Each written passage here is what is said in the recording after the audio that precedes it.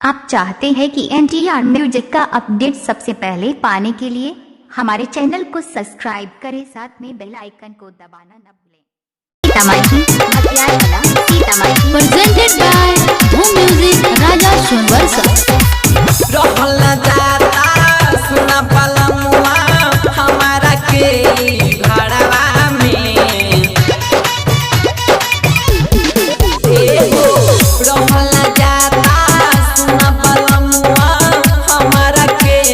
घरवा में बारा पे धरती सुना सजनवा छोड़ के रहेला बहरा में बारा पे धरती सुना सजनवा छोड़ के रहेला बहरा में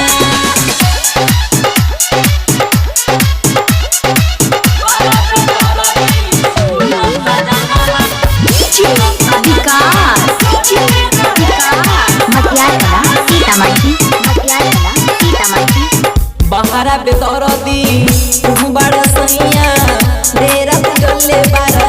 जाके परदेश में इतना निदरदी हो गइल काहे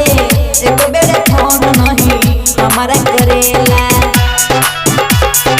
ए हो बहरा पे दरदी तू बड़ा सैया डेरा गले बारा जाके परदेश में इतना निदरदी हो गइल काहे एक बेरे फोन नहीं हमारा करेला उठेला गुस्सा हमरा सुनाए सैया कैसे बताई तोहरा के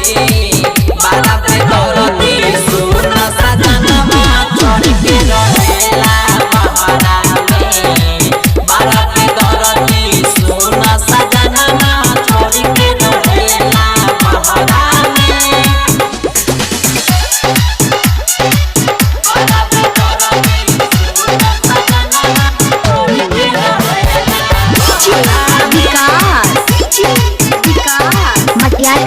सीतामढ़ी